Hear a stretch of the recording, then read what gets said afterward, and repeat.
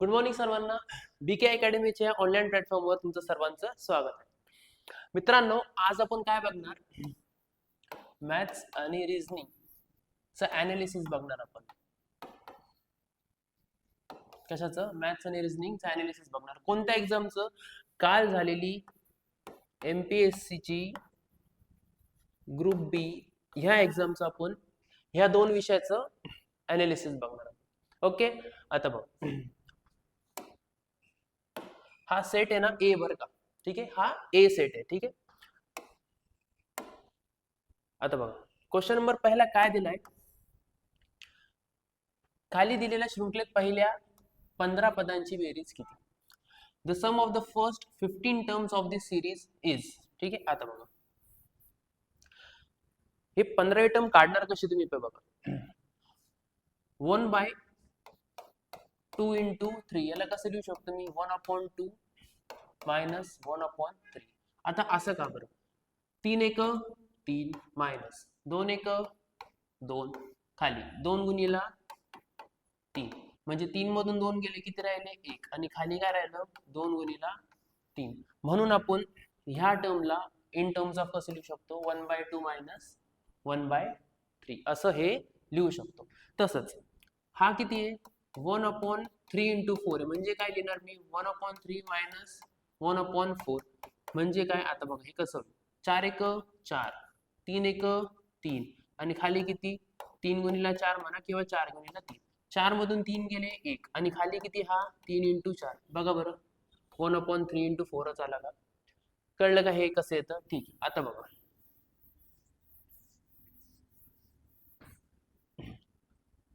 याला काय लिहिणार मी? 1/2 मायनस 1/3 प्लस इथं काय लिहिणार? 1/3 मायनस 1/4 प्लस इथं काय लिहिणार? 1/4 मायनस 1/5. असं चलत चलत चलत कितवी टर्म म्हणता येते? 15वी. 15वी टर्म म्हणजे काय येणार ते माहिती का? 1/16 into 17. ठीक आहे, हे असं तयार. ठीक आहे, आता बघा 1/16 into 17 याला कसं लिहू शकतो मी? 1/16 मायनस 1/17. आता minus 1/3 plus 1/3 cancel, minus 1/4 plus 1/4 cancel. तसंच इथं मायनस 1/5 प्लस 1/5 असेल. तसंच इथं कुठंतरी 1/16 आणि हा मायनस 1/16 कॅन्सल होऊन जाईल. राहिलं काय? फक्त 1/2 मायनस 1/17 एवढंच राहिलं. बरोबर, 1/2 मायनस 1/17. ठीक आहे, आता याचं फक्त तुम्हाला काय करायचं होतं? फायनल आन्सर काढायचं होतं. 17 एक 17 2 एक 2 आणि 17 into 2 किती? ऑप्शन बघा, हा लिहिलेलं तसं. 17 2 किती? 34. 17 मधून 2 गेले किती राहिले? 15 आणि खाली किती? 34. म्हणजे तुमचा फायनल आन्सर किती येईल? 15/34. कोणतं ऑप्शन आलं तुमचं? First option. ओके, कळलं का हे? हा जर पार्ट बघितला ना तुम्ही, हा याच्यातला आहे बरं का, सिम्प्लिफिकेशन मधला. ठीक आहे, ज्याला आपण मराठीमध्ये सरलीकरण म्हणतो. आणि हा क्वेश्चन सेम असाच NTPC 2021 ला सुद्धा आला होता. ओके, स्टेट गव्हर्नमेंट थोडं काय करते आता, सेंट्रलचा म्हणजे रेल्वेचा किंवा SSCचा ना थोडा पॅटर्न बघताय. थोडे क्वेश्चन ना आहे, थोडे चांगल्या लेवलचे क्वेश्चन आहेत. ठीक आहे, आय होप सो हे कळलं असेल तुम्हाला.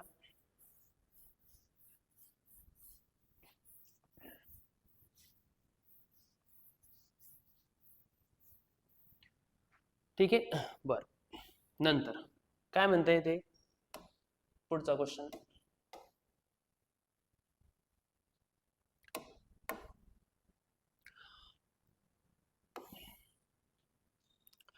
The sum of 6 consecutive even numbers is 150. ठीक आहे, ABCD नका बघू. What is the sum of the next 3 consecutive even numbers? आता बघा 6 सलग समसंख्यांची बेरीज किती आहे? 150. ठीक आहे, मग त्यांची सरासरी काढू शकतो मी. सरासरी बरोबर काय? एकूण बेरीज भागीला एकूण संख्या. बरोबर, एकूण बेरीज किती आहे? 150. टोटल संख्या किती म्हणता येते? 6 संख्या आहे, म्हणून कशाने भाग देणार मी? 6 ने. 25 गुणिला 6 150 होतं. म्हणजे सरासरी किती आली माझी? 25. ठीक आहे, आता बघा, कॉन्झिक्युटिव्ह म्हणजे काय, सलग, म्हणजे त्यांच्यातली फरक किती असेल, हा सारखा असेल. आता समसंख्या आहे म्हणजे त्यांच्यातला फरक किती असेल, 2चा. आता बघ, समजा त्या 6 संख्या असतील, 1 2 3 4 5 आणि ही 6. ओके. सरासरी काय असते, मी तुम्हाला म्हणलो होतो मिडल मध्ये असते, एक्झॅक्ट मिडल टर्म असते. सरासरी म्हणजे काय असते, एक्झॅक्ट मिडल टर्म. आता बघा, एक्झॅक्ट मिडलला कोण आहे इथं, 1 2 3 4 5 आणि 6. मिडलला 3 पण नाही 4 पण नाही, दोघांच्या मध्ये कोण आहे, हा 25. ही म्हणजे काय आहे, त्यांची सरासरी. आता बघा, सरासरी 25 आहे, ठीक आहे. संख्या कोणत्या आहे, त्या समसंख्या आहे. म्हणजे 25च्या आधी येणारी संख्या कोणती, 24. 25च्या नंतर येणारी संख्या कोणती, 26. भेटली का तुम्हाला संख्या? आता ह्या दोन संख्या भेटल्या म्हणजे मागच्या पण भेटतील आणि समोरच्या पण भेटतील. ही किती आहे, 26. 26 नंतर समसंख्या 28. 28 नंतरची समसंख्या 30. ठीक आहे. 24च्या आधीची समसंख्या 22 आणि त्याच्या आधीची 20. आता बघ, पण त्यांनी आपल्याला त्या संख्या कोणत्या हे नाही विचारलं. ते काय म्हणले, कुठे गेलं, तर त्या पुढील 3 सलग समसंख्यांची बेरीज किती. हे झाली. याच्या पुढची संख्या कोणती असेल, 32. त्याच्यानंतर कोणती असेल, 34. याच्यानंतर कोणती असेल, 36. कळलं का? हे ह्या नवीन संख्या आपण कशा तयार केल्या. ठीक आहे, तुम्ही माझा ॲव्हरेजचा हा जो चॅप्टर आहे त्याच्यामध्ये बघून घ्या, मी सरासरी हे क्वेश्चन घेतलेले आहे. ठीक आहे. आता बघा, तर यांची बेरीज विचारली तुम्हाला, 32 अधिक 34 अधिक 36. 6 4 10 2 12, म्हणजे एकक स्थानी किती आलं पाहिजे, 2. बघा बरं, ऑप्शन मध्ये एकक स्थानी 2 कुठे, फक्त इथे आहे, म्हणजे त्यांची बेरीज किती येईल, तर 102. कळालं का हे नक्की? ओके, चला आपण आता नेक्स्ट क्वेश्चन घेऊ.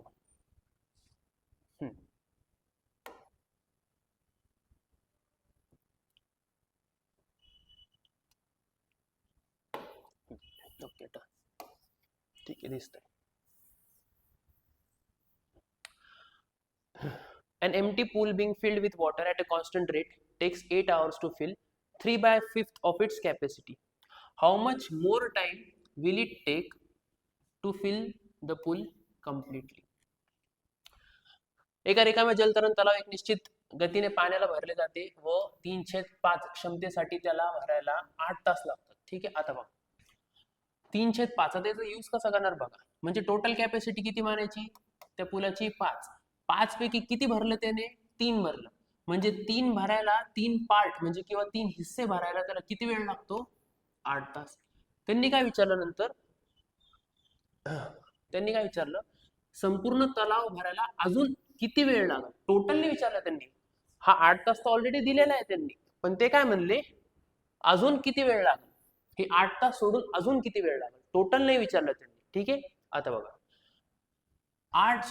टोटल किती पार्ट आहे, समजा 5 पार्ट भरायचे, त्यातले किती पार्ट भरले आपण, 3 पार्ट भरले, त्याला किती वेळ लागला, 8 तास. विचारलं काय, उरले किती, मग टोटल 5 पैकी 3 भरले, उरले किती, 2 पार्ट अजून भरायचे, तर 2 ला किती तास. आता बघायला कसं करणार, क्रॉस गुणाकार करा. 8 दुने 16, 3 गुणिले x 3x, मग x बरोबर काय येईल, 16/3 इतके तास. आता बघा, 3 5 15, किती शिल्लक 1, खाली किती 3, इतके काय लागेल त्याला, तास लागेल. पण तुमचे ऑप्शन्स बघा कशात आहे, तास पण आहे आणि मिनिट पण आहे. आता बघा, याला सॉल्व्ह कसं करणार, 5 तास तर पूर्ण कंप्लीट आहे, बरोबर, 5 तास हे पूर्ण कंप्लीट आहे. राहिले किती, 1/3 तास. एका तासाला किती मिनिट आहे, 60. 3 एका 3, 3 दुने 6, म्हणजे 20 गुणिले 1 किती, 20, म्हणजे 5 तास 20 मिनिटं असं ऑप्शन बघा कुठे आहे. ओके, सेकंड ऑप्शन, 5 तास 20 मिनिटं इतका वेळ लागेल त्याला शिल्लक टाकी पूर्ण भरायला, सिंपल भाषेमध्ये. ठीक आहे. 3/5 भरायला 8 तास लागले, उरले किती, 2/5. तुम्ही इथं छेदामध्ये 5 दिला असता तर 5 आणि 5 तर कटूनच गेला असता ना, आपण जेव्हा क्रॉस गुणाकार केला असता, त्याच्यामुळे मी तो 5 दाखवला नाहीये. ठीक आहे. दुसरं,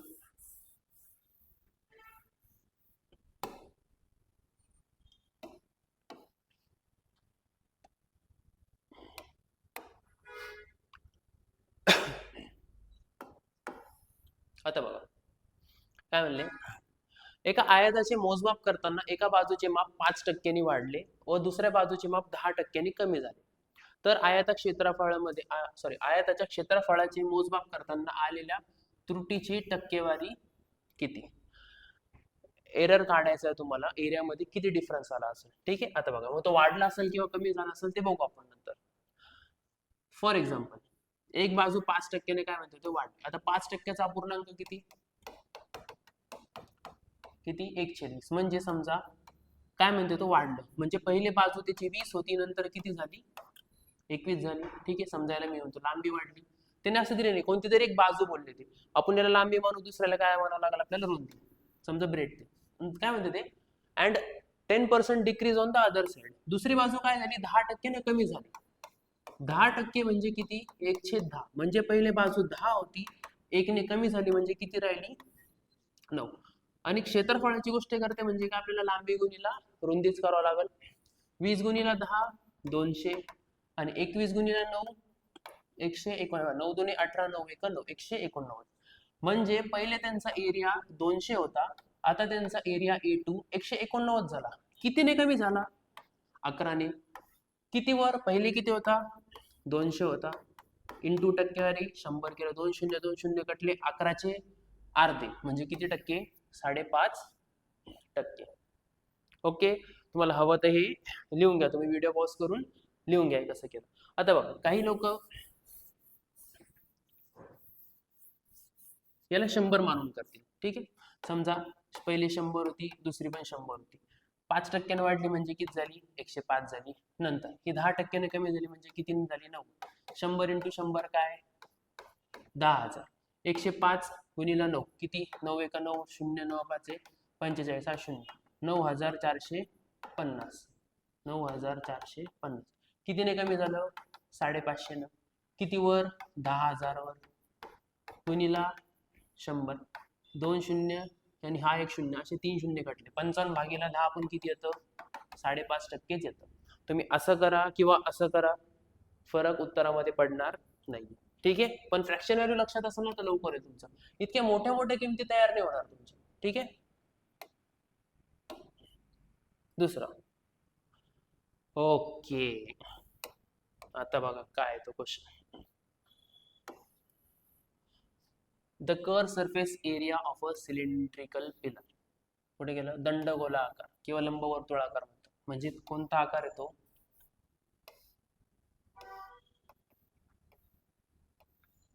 म्हणजे कसा असा. याला काय, ही त्रिज्या, ही काय त्याची उंची. कसा आहे कळला तो आकार, याला म्हणतात सिलेंडर. ठीक आहे, इन्सुलेशनचा क्वेश्चन आहे हा. The curve surface area of a cylindrical pillar is 352 metre square. आता बघा कर्व सरफेस एरिया म्हणजे काय, त्याचा वक्र पृष्ठभाग, आणि त्याचा फॉर्म्युला काय होता 2πr/h. याची किंमत किती दिली तुम्हाला 352. बरोबर. दुसरी गोष्ट, आणि त्याचं घनफळ किती आहे 2464. व्हॉल्यूम किती त्याचा 2464 मीटर क्यूब. आणि व्हॉल्यूम काय असतो याचा सिलेंड्रिकल शेपचा, तो म्हणजे πr²h. याची किंमत किती दिली तुम्हाला 2464. आता बघा जर तुम्हाला त्याची हाईट काढायची तर तुम्हाला पहिले रेडियस माहिती पाहिजे. ठीक आहे, मग तुम्ही त्याला सबस्टिट्यूट करणार. आता रेडियस काढणार कसं, म्हणजे तुम्ही त्याची त्रिज्या काढणार कशी पहिले हे बघा. काय करा, व्हॉल्यूमला आणि कर्व सरफेस एरियाला डिवाइड करा, म्हणजे यांचा रेशो किती आला हा 2464. खाली किती आहे 352. आता त्याला भाग द्या. कसं बघा, पायला पाय गेला, ठीक आहे, एच ला एच गेला, ठीक आहे, आर आणि हा r² म्हणजे फक्त एकच आर उरला. किती राहिलं मग इथं 1/2 राहिला. ठीक आहे, बघू याला काय करायचं. कशा कशाने भाग देणार बघा बरं. 3 आणि 2 5, त्याच्यानंतर 6, 4 आणि 2 8, 4 आणि 4 8. ओके, 6 आणि 2 8, 11 11ने भाग जाईल. ठीक आहे, 11 दुने 22, 2 शिल्लक, वापस 11 दुने 22, किती शिल्लक 4 शिल्लक, 11 चौक 44. इथं बघा 11 त्रिक 33, किती शिल्लक 2, 11 दुने 22, किती उरला आता 32 आणि 224. आता बघा याला कशा कशाने भाग देणार तुम्ही 8 8ने भाग द्या. ठीक आहे, 8 दुने 16, किती शिल्लक 6, 8 8 64 आणि 8 चौक 32 आणि 4 गुणिला 7 किती आला हा 28. म्हणजे r गुणिला 1 म्हणजे r, r/2 बरोबर किती आहे 7.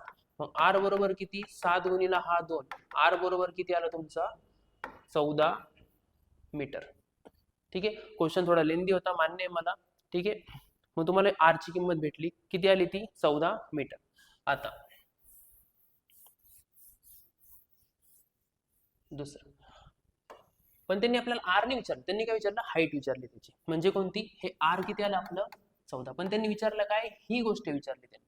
आता ही कशी काढणार, कशामध्ये पण ठेवून द्या, व्हॉल्यूम किती असतो पाय आर स्क्वेअर एच बरोबर, याचीच किंमत किती दिली तुम्हाला 2464, पायची किंमत किती 22/7, आर ची किंमत किती आली आपली 14, आणि स्क्वेअर म्हणल्यावर दोनदा गुणाकार करेल मी त्याचा,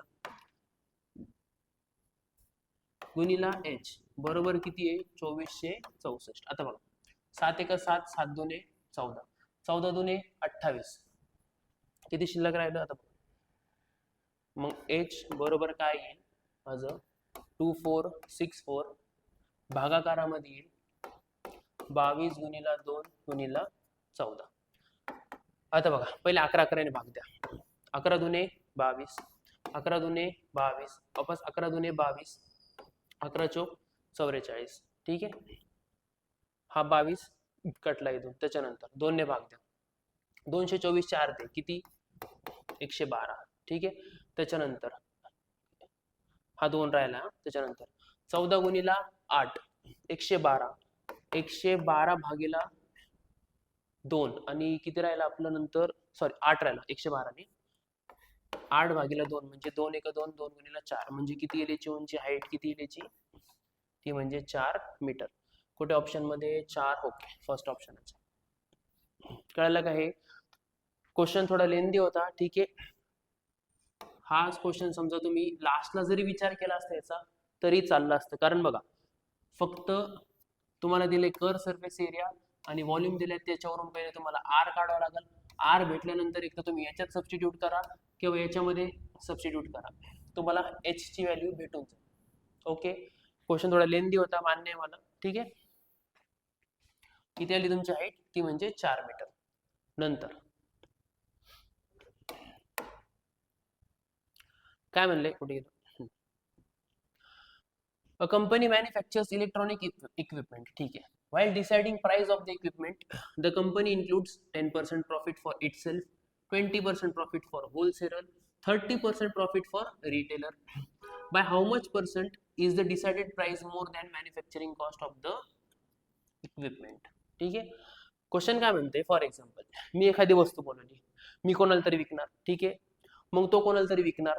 ठीक आहे, मग तो पुन्हा कस्टमरला विकणार, मग फायदा सगळ्यांना झाला पाहिजे ना. मग तोच फायदा इथं काय म्हणतोय तो, स्वतःला कंपनीला 10% प्रॉफिट झाला पाहिजे. कुठे गेलं हे बघा, स्वतःसाठी 10%, व्यापाऱ्यांसाठी 20% प्रॉफिट झाला पाहिजे, आणि किरकोळ व्यापाऱ्यांसाठी 30% नफा झाला पाहिजे. म्हणून त्या कंपनीची म्हणून त्या वस्तूची ठरलेली किंमत किती टक्के जास्त आपल्याला वाढवावं लागेल. कळलं का क्वेश्चन काय म्हणतोय तो. ओके, फॉर एक्झाम्पल तुम्ही 100 ने कंपनीला समजा 100 रुपये खर्च आला, कंपनीला 10% झाला पाहिजे, म्हणजे याच्यात 10% नका करू, मी शॉर्टकट सांगतो तुम्हाला. ठीक आहे, आता मी 100 मानत नाही, पहिले किती आहे 10% प्रॉफिट झाला पाहिजे. 10% म्हणजे किती 1/10, म्हणजे 10 ची वस्तू केवढ्याला विकलतो 11ला. नंतर 20% नफा झाला पाहिजे, 20% म्हणजे 1/5, 5 ची वस्तू केवढ्याला विकलतो 6ला. नंतर 30% प्रॉफिट, 30% म्हणजे किती 3/10, म्हणजे 10 ची वस्तू केवढ्याला विकेल तो 3 ने एक्स्ट्रा म्हणजे 13ला विकेल. आता बघा कट होतंय का, कुठं काहीच कट होत नाही. 10 10 100 गुणिला 5 किती 500, 13 सक 78, 78 ला 11 ने गुणाकार करायचा, हा 7 तसा 7 आणि 8 15 आणि 8 तसा किती झाला 858.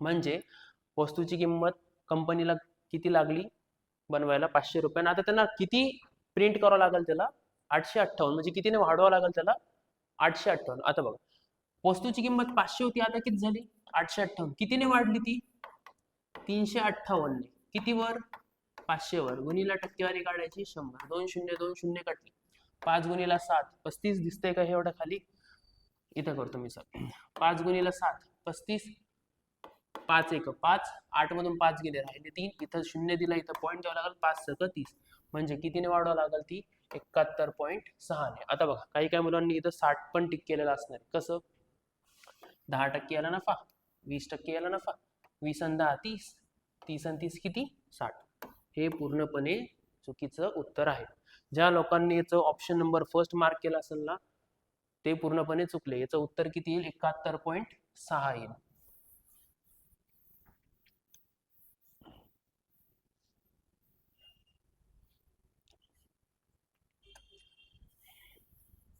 ठीक आहे ही तुमची कॉस्ट प्राइस आणि ही डिसाइडेड प्राइस डीपी म्हणजे डिसाइडेड प्राइस किंवा याला मार्क प्राइस पण म्हणतात छापलेली किंमत म्हणजे तुम्ही 100ला बनवली छापली किती त्याच्यावर 858 रुपये सॉरी 500ला बनवली छापली किती 858 रुपये आणि जर इन टर्म्स ऑफ जर 100 गेले असते तुम्ही तर 10% वाढली म्हणजे 110 झाली मग पुन्हा याच्यावर 20% म्हणजे याचे 20% काढावं लागले असते तुम्हाला 22 म्हणजे किती झाली ती 132 हिचे वापस 30% काढावं लागले असते तरी उत्तर तुमचं हेच आलं असतं लास्टला किती आलं असतं 171.6 म्हणजे 100ची वस्तू आहे कितीने वाढवावं लागेल सॉरी किती छापावं लागेल 171.6 म्हणजे कितीने वाढवावं लागेल तुम्हाला 71.6 ने ठीक आहे पण याच्यापेक्षा हे कॅल्क्युलेशन इझी 10ची वस्तू 11ला 5ची वस्तू 6ला 10ची 13ला ओके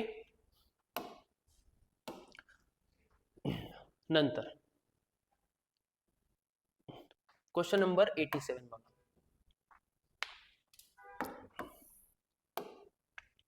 हा कलर दिसतोय का ओके दिसतोय थोडा आपला हात बरा आहे okay in a country ratio of number of states okay हे राज्य आणि हे केंद्रशासित प्रदेश 2 युनियन टेरिटरीज किती आहे 52 आणि 13 ठीक आहे by how much percentage is the number of states more than the number of union territories in that country आता बघ काय म्हणले केंद्रशासित प्रदेशपेक्षा राज्यांची संख्या किती टक्क्याने जास्त आहे आता बघा इथं किती आहे 13 इथं किती आहे 52 कितीने जास्त आहे बघा 12 मधून 3 गेले 9 एक शिल्लक 5 मधून 2 गेले 3 39 ने जास्त आहे कोणाच्या तुलनेत म्हणता येते युनियन टेरिटरी म्हणजे केंद्रशासित प्रदेशच्या तुलनेमध्ये किती टक्क्याने जास्त आहे आता बघ केंद्रशासित प्रदेश किती आहे 13 टक्केवारी काढायची गुणीला 100 तर 13 एका 13 13 त्रिक 39 3 गुणीला 100 किती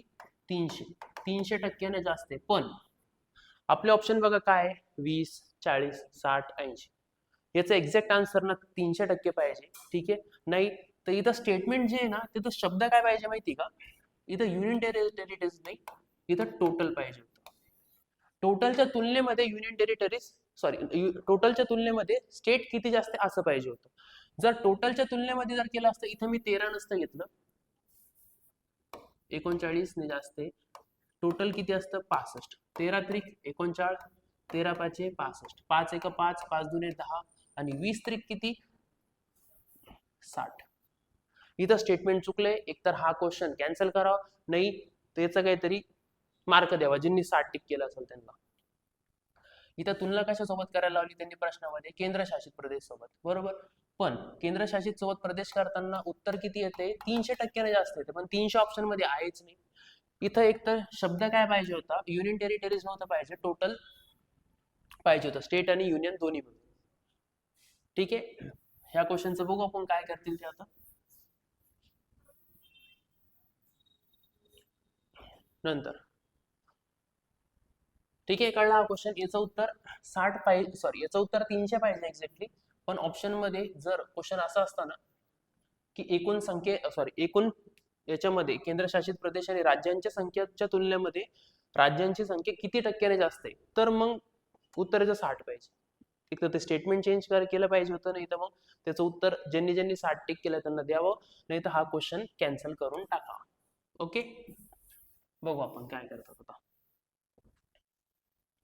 नंतर ठीक आहे वर करायची गरज नाही क्वेश्चन दिसतो 2024 मध्ये मोबाईल वापरणाऱ्यांची टक्केवारी 43 वरून 65 गेली ठीक आहे तर 43च्या तुलनेत किती टक्के वाढ झाली ओके म्हणजे पहिले 43 लोक फोन वापरत होते आता किती झाले 65 लोक फोन वापरतात तुलना कोणासोबत करायला लावली त्यांनी 43 सोबत ठीक आहे 43 होते 65 झाले कितीने वाढले बघा 2 आणि 6 मधून 4 केले 2 22 ने वाढली किती वर तुलना कोणासोबत करायची 43 सोबत म्हणून खाली किती लिहिणार मी 43 गुणीला 100.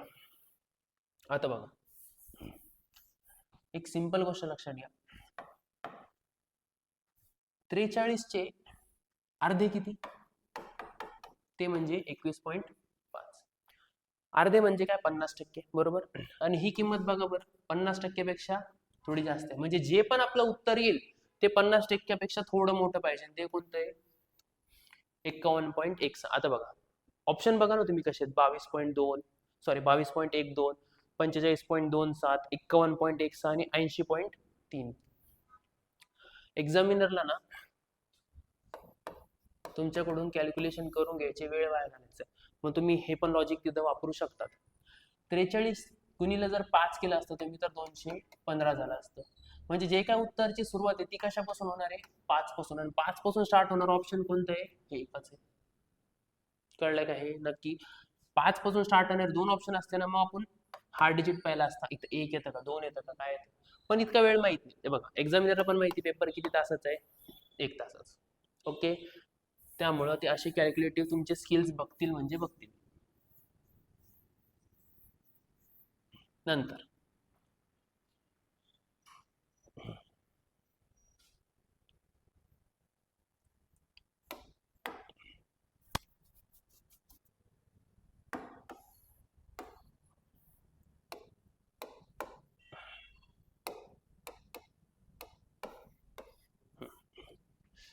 The amount of work done by, चला मराठीत वाचू. 3 पुरुषांनी केलेले कामाचे प्रमाण 5 मुलांनी केलेल्या कामा इतके आहे. ओके, 3 पुरुष बरोबर किती, 5 मुले. ठीक आहे, नंतर कुठे गेलं, हा 5 महिलांनी केलेल्या कामाचे प्रमाण 8 मुलांनी. 5 महिलांनी केलेले काम किती मुलं, 8 मुलं, यांच्या प्रमाणात इतके. जर ते काम पूर्ण करायसाठी 12 पुरुष व 14 मुलांना 24 दिवस लागतात. आता बघा 12 पुरुष प्लस 14 मुलं यांना किती दिवस लागतात ते काम करायला, 24 दिवस लागतात. तर ते काम पूर्ण करायसाठी, तर हे काम पूर्ण करायसाठी 9 पुरुष 15 महिला, 9 पुरुष प्लस 15 महिला इक्वल टू आहे 9 पुरुष 15 महिला आणि कुठे गेलं, व 12 मुलांना, व 12 मुलांना किती दिवस लागतील. ठीक आहे, हा क्वेश्चन होता. आता बघा इथं काय करायचं होतं, सर्वांना ना मुलांमध्ये कन्वर्ट करा. ओके, सर्वांना ना मुलांमध्ये कन्वर्ट करा.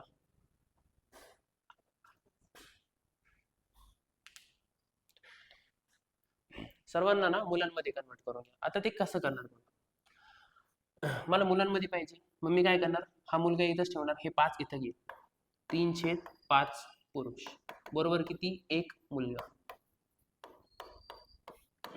म्हणजे 1 मुलगा म्हणजे किती पुरुष, 3/5 पुरुष. आता बघा एक मिनिट, आपल्याला सर्वांना काय करायचं, मुलांमध्ये कन्वर्ट करायचं. त्या पुरुषला काय करा, मुलांमध्ये कन्वर्ट करा. सॉरी, पुरुष बरोबर किती, 5/3 मुलं, बरोबर. आता बघा 9 पुरुष आहे, बरोबर, 9 गुणिला 1 पुरुष किती आला आपला, 5/3 मुलं ना. मी इथं पुरुष जागी काय करेल, 5/3 मुलं असावी.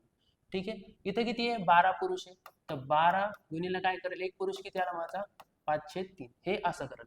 नंतर महिला मुलं, आता बघा मला महिलेला शिफ्ट करायचंय, मी काय करेल, मुलांमध्ये कन्वर्ट करेल. मग 1 महिला बरोबर किती, 8/5 मुलं. ठीक आहे, आणि हे 14 मुलं तसेच आहे ना, हे 14 मुलं तसेच राहू दे, यांना हात नाही लावायचा. ठीक आहे, आणि गुणिला किती, हा 24 आहे. 15 महिला, आता बघा 1 महिला किती आली, 8/5 मुलं प्लस 15 इंटू 8/5, हे मुलांमध्ये कन्वर्ट झालं, प्लस ऑलरेडी हे किती मुलं आहे, 12 मुलं, यांना किती दिवस लागते. आता बघा 3 1 3, 3 चौक 12, 4 पंचे 20 प्लस 14, हे काय झालं, मुलं मुलं झाले. 14 आणि 20 किती, हे झालं 34. 34 मुलांना काम करायला किती दिवस लागतात, 24 दिवस लागतात, बरोबर. असं त्यांनी गिवन आहे बरं का, याला आपण कन्वर्ट केलं. ठीक आहे, नंतर तीन एक 3, 3 त्रिक 9, 3 पाचे 15, 5 एक 5, 5 त्रिक 15, 8 त्रिक 24 आणि हा किती ऑलरेडी 12चे. 24 12 किती 36, 36 आणि 15 किती झालं हे बहुतेक 51. तर 51 मुलांना ते काम करायला किती दिवस लागेल बघा. काय म्हणते क्वेश्चन, 34 पोरांना मुलांना एक काम करायला 24 दिवस लागतात, तर 51 मुलांना ते काम करायला किती दिवस लागतात. ही तुमची प्रश्नाची अशी मांडणी तुम्हाला करावी लागली असती. ओके, आता बघा x ची किंमत काढायची. 34 गुणिला 24 काय होईल, गुणाकारातला हा भागाकारात येईल, बरोबर x. 17 त्रिक 51 बरोबर 17 दुने 34, 3 एक 3, 3 गुणिला 8 24 आणि 8 दुने किती तर 16. म्हणजे किती दिवस लागेल त्यांना हे काम पूर्ण करायला 16 दिवस लागतील. ओके, कळलं का हे बघा क्वेश्चन मला पण मान्य आहे, थोडं कॉम्प्लिकेटेड आहे. इतका भारी क्वेश्चन जो आहे ना आतापर्यंत तर कधी विचारलेलं नाही, पण तुम्हाला म्हणलो ना मी, स्टेट गव्हर्नमेंट आता काय करते, थोडं सेंट्रल पॅटर्न फॉलो करते. कारण बघा MPSC जी आता राज्यसेवा ती झाली डिस्क्रिप्टिव्ह, मग राज्यसेवेचे जे पण मुलं ऑब्जेक्टिव्ह करत होते इतके दिवस, ते आता कंबाईन मध्ये प्रयत्न करतीलच ना. मग करतील म्हणून त्यांनी एक्झामची लेवल थोडी वाढवली क्वेश्चनची, कारण इतका डेंजर क्वेश्चन आतापर्यंत आलेला नव्हता. हा क्वेश्चन जर आला तर हा सीसेट लेवलचा टाईप क्वेश्चन आहे, थोडा इतका पण म्हणजे असं नाही की खूप वरच्या लेवलचा आहे आणि खूप खालच्या लेवलचा असं नाही. पण आतापर्यंतच्या तुलनेमध्ये पेपर थोडा होताच, टाइम कन्झ्युमिंग होतं हे क्वेश्चन्स. जसं की तो मेन्सुरेशनचा झाला, सिलेंडरचा क्वेश्चन झाला आपला 2 पाय आर एच आणि पाय आर स्क्वेअर एच वगैरे, त्यांचं पहिले आर काढावं लागलं त्या टाइप मध्ये. ओके, नंतर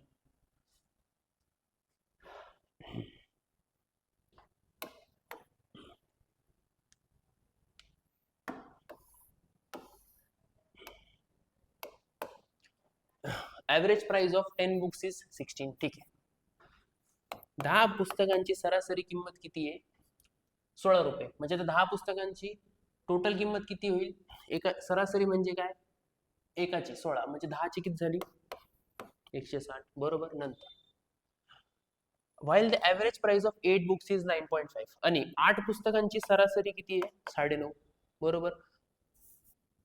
10 गुणिला 16 बरोबर 160 आणि 8 गुणिला हा किती आहे एका पुस्तकाची 9.5. आता बघा 8 9 72 आणि 8 चे अर्धे 4, 72 आणि 4 किती झालं 76. ओके, आता बघा कुठे गेलं, 8 पुस्तकांची सरासरी 9.5 म्हणजे त्यांची बेरीज किती 76. If the price of one book is 40% more than the price of other, what is the price of each of these two books? आता बघा 10 पुस्तकांची सरासरी 16 आहे, त्यांची बेरीज 160 आहे. 8 पुस्तकांची सरासरी 9.5 आहे, म्हणजे त्यांची बेरीज किती 76 आहे. जर मी याच्यातून हे मायनस केलं तर मला त्या उरलेल्या 2 पुस्तकांची किंमत भेटून जाईल, बरोबर, बेरीज भेटून जाईल. करा 10 मधून 6 गेले 4, 16 मधून 8 गेले 8, म्हणजे त्या उरलेल्या 2 पुस्तकांची बेरीज आहे बरं का, किती आहे 84. आता हे जे स्टेटमेंट आहे ना 40% वगैरे जास्त आहे, मुलं काय करतील, एकाची 100 आहे तर दुसऱ्याची काय पकडतील 140, मग दोघांची बेरीज करतील, त्याला याने भाग देतील, 1% काढतील, इतका मिळेल नाही आपल्याकडे. दोन्हीची बेरीज किती पाहिजे आपल्याला 84. ह्या ऑप्शन चेक करा, कोणाची बेरीज 84 होती. 40 आणि 24 64 होत नाही, 25 12 37 हे पण होत नाही, 18 आणि 30 हे पण होत नाही, किती झालं हे फक्त 48 हे पण होत नाही, 9 5 14 कॅरी 1, 3 आणि 1 4 आणि 4 8 होती का याच्या दोघांची बेरीज 84. म्हणजे त्या उरलेल्या 2 पुस्तकांची किंमत किती आहे, एकेची 35 आणि एकेची 49. ठीक आहे, आता बघा तुम्ही म्हणशाल 40%चा काय मॅटर आहे, मला सांगा हे 35 आहे बरोबर, 35 चे जर तुम्ही 40% काढायला गेला ना ते होतात 14. 35 चे जर तुम्ही 40% काढायला गेले, 20 दुने 40, 20 गुणिला 5, 5 7 35 आणि 7 दुने 14, म्हणजे 40% जास्त. म्हणजे एकाची जर 35 असेल तर दुसऱ्याची 14 रुपयाने एक्स्ट्रा आहे, म्हणजे 14 किती झालं 5 आणि 4 9, 3 आणि 4 आहे का 49, बरोबर. ते जे म्हणते ते बरोबर आहे का वाक्य, एका पुस्तकाची किंमत दुसऱ्या पुस्तकापेक्षा 40%ने जास्त आहे. कळलं का, हे बघा प्रूफ करून दिलं तुम्हाला. एकाची समजा 35 आहे, दुसऱ्याची 40%ने जास्त आहे, मी समजायला 40 मानलं, 40% काढले, किती आले ते 14, 35 अधिक 14 किती झालं 49 म्हणजे एका पुस्तकाची किंमत 35 असेल आणि दुसऱ्याची 49 असेल. क्लिअर आहे का हे नक्की? नंतर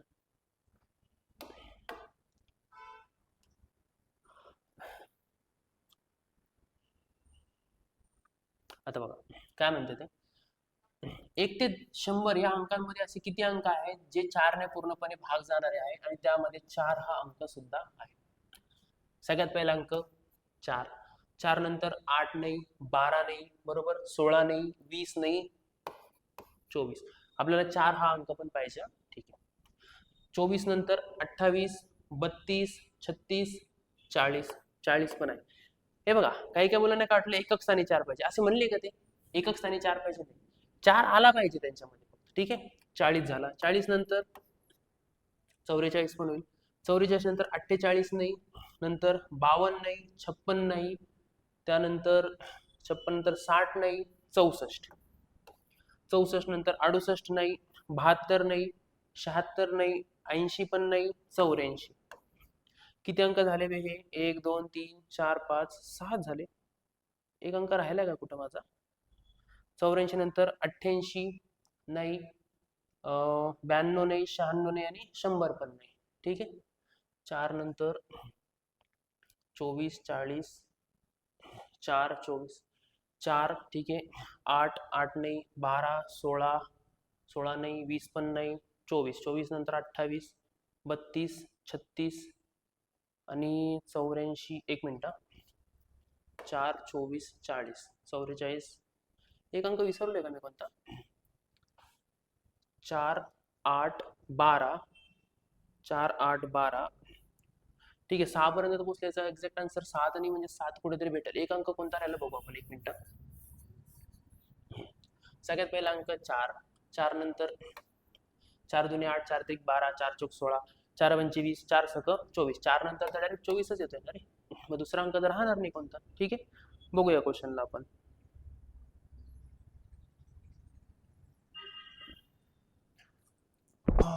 चार 24 सॉरी 4 8 12 16 20 नंतर 24 24 नंतर 28 नाही, 32 नाही, 36 पण नाही, 36 नंतर स्वतः 40, 24 नंतर 40 हा पण लिहिला मी.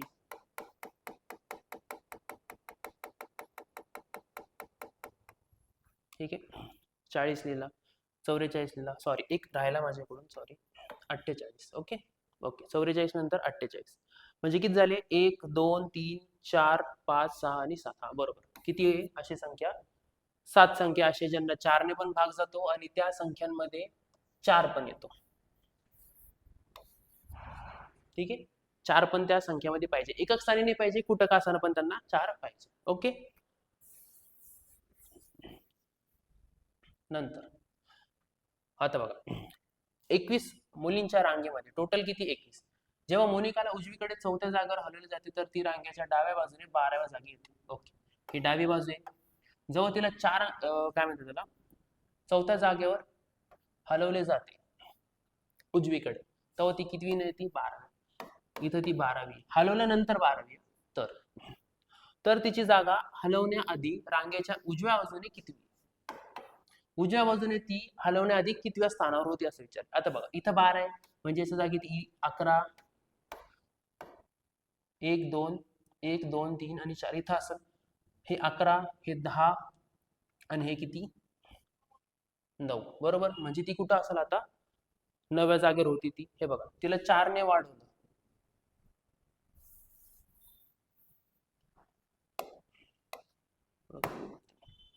हलवल्यानंतर ती कितव्या जागेवर पोहोचली? ती एक मिनिट 12व्या जागी. ओके.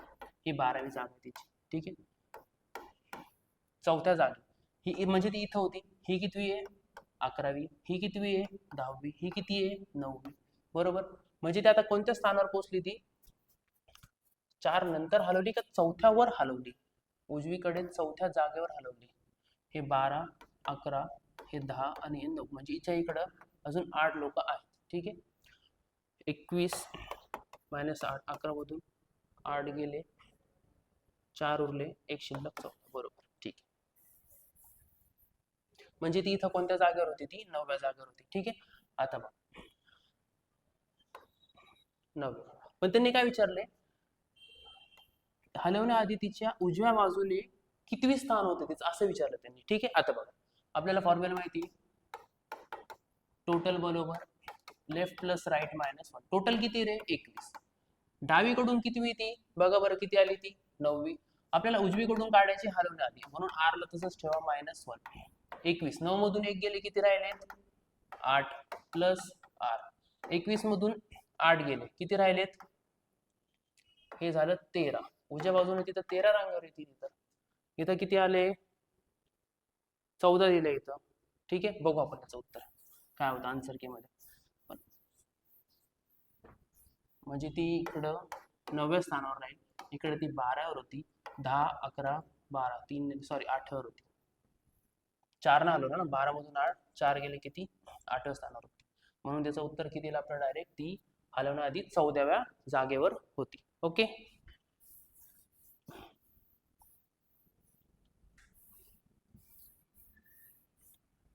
चलो याला थोडं वर करतो मी, ऑप्शन दिसतील तुम्हाला. ऑप्शन दिसतंय का, नाही, नंतर कुठे गेलं, इथं येऊ आता आपण.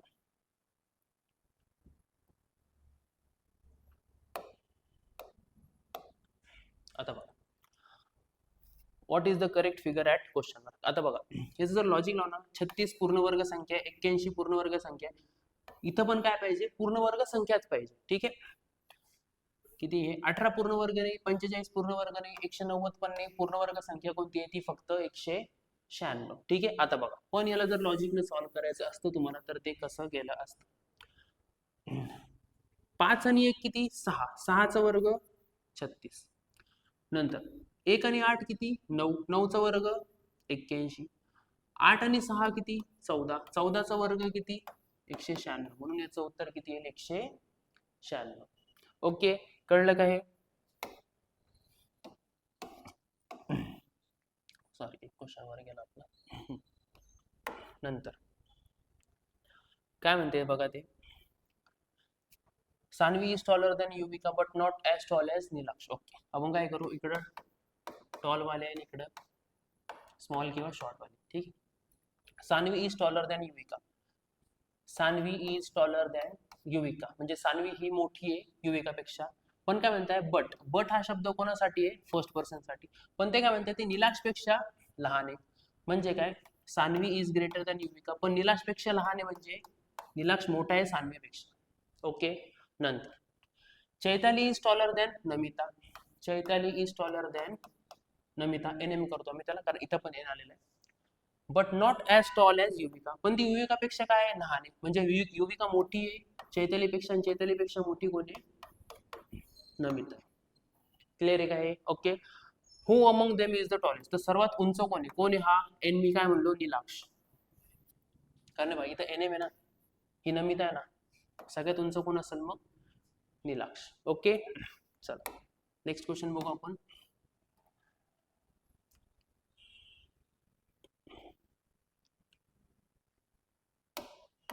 जॉमेट्री, बहुतेक ना रिझनिंग कमी आले, थोडं मॅथ्स आणि जॉमेट्री जास्त आले बरं का ह्या एक्झाम मध्ये. आता बघा, x ची किंमत शोधा. त्रिकोण आहे, त्रिकोणांच्या सर्व कोणांच्या मापांची बेरीज किती असते, 180. म्हणजे काय, हा 30x प्लस हा किती आहे, 40x प्लस 38 प्लस x आहे बरं का, 38 प्लस x बरोबर किती होणार माझं बेरीज, 180 डिग्री. ठीक आहे, आता बघा 30x आणि 40x किती झालं, 70x. हा 1x इथं काही नाही म्हणजे काय, 1 म्हणजे किती झाला हा, 71x बरोबर. 180, 38 इकडे तिकडे जाऊन मायनस होईल, -38. 10 मधून 8 गेले, 2 1 शिल्लक, 18 मधून 4 गेले, 14. म्हणजे 71x बरोबर किती आलं, 142. आणि त्यांनी x ची किंमत विचारली, म्हणजे किती, 142 भाग 71, 7 2 14, 1 2 म्हणजे याची दुप्पट येते. म्हणजे x ची किंमत किती येईल तुमची, ती म्हणजे 2. क्लिअर आहे का हे. ओके, नंतर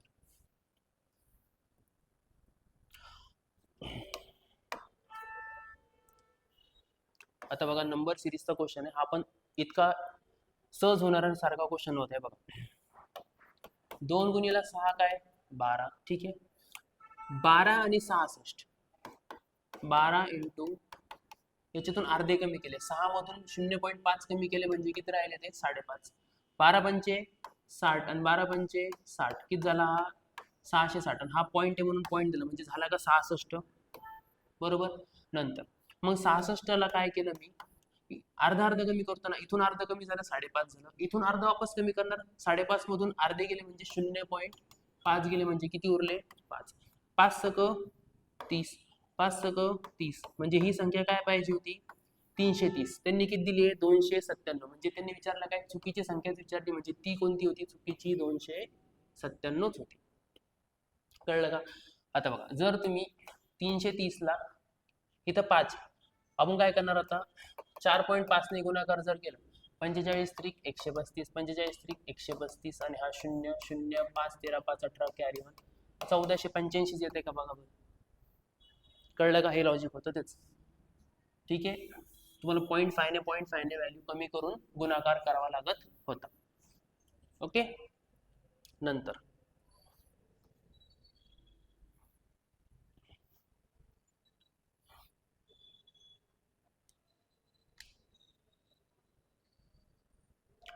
आता बघा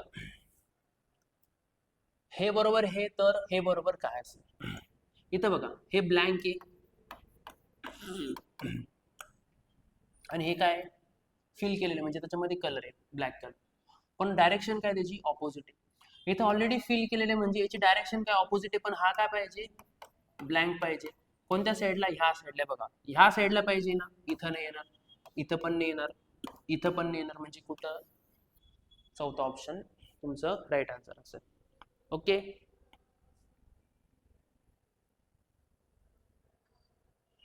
बरोबर चाललं ना आपण. हो.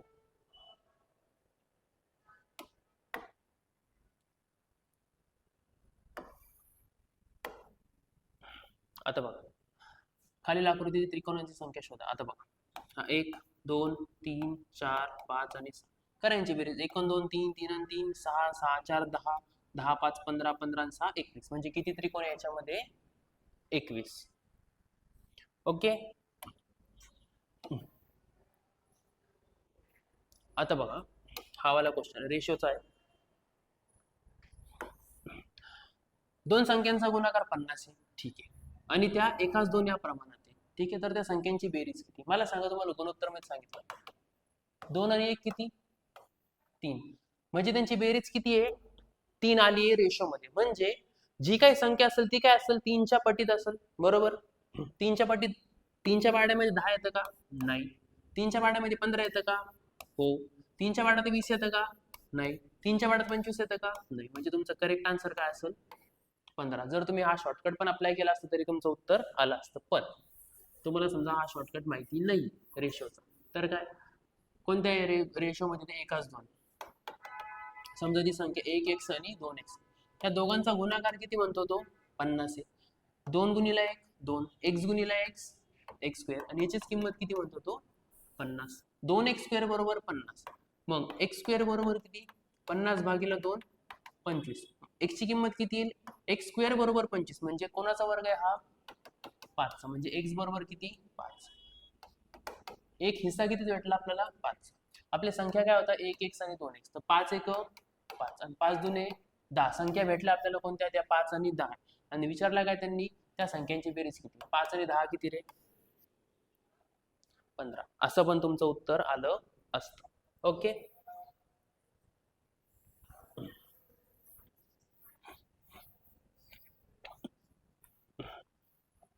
नंतर आता बघा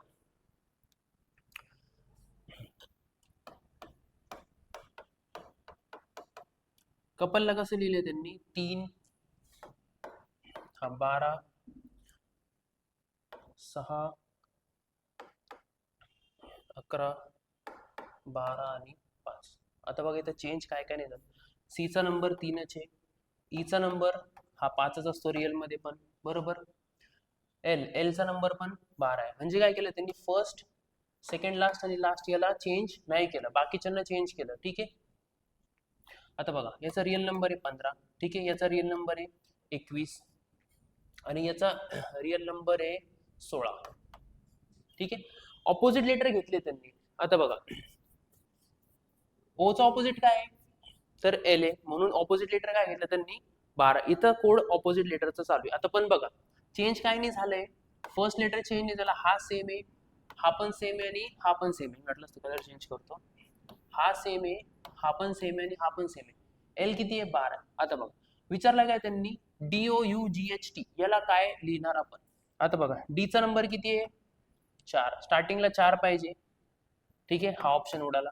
नंतर एचचा नंबर किती आहे 8, म्हणजे मिडलला मला 8 पाहिजे, इथं पण आहे 8, इथं नाहीये, हा ऑप्शन उडाला. इथं पण टीचा नंबर किती आहे 20, म्हणजे लास्टला मला 21 पाहिजे, कुठे फक्त इथं, म्हणजे कोणतं ऑप्शन असेल माझं फर्स्ट ऑप्शन. ओके, कळलं का हे बघा पहिला लास्ट आणि हा सेकंड लास्ट यांना काय केलं सेम राहून दिलं आणि बाकीच्यांचं काय केलं ऑपोजिट लेटर यूज केलेत. ओके, कळलं का हे.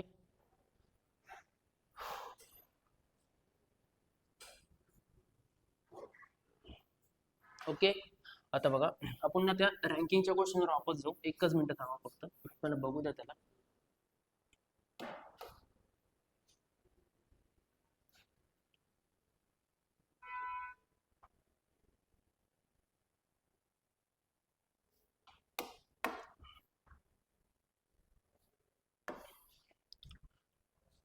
टोटल 21 आहे. ठीक आहे, राईटला शिफ्ट केली म्हणून 12वी झाली. शिफ्ट करायच्या आधी ती 1 2 3 4 ने शिफ्ट झाली, म्हणजे ती 8व्या नंबरवर होती. हिच्या आधी 7 लोक होती स्टार्टिंगला. जर टोटल 21 आहे, ठीक आहे, म्हणजे इथून ही इथं आहे 7 आहे, 21 मधून 7 गेले 14, म्हणजे ती 14व्या स्थानावर. बरोबर, ओके. याचा आन्सर 14च आहे, म्हणून 13 येत होतं चुकून. ठीक आहे,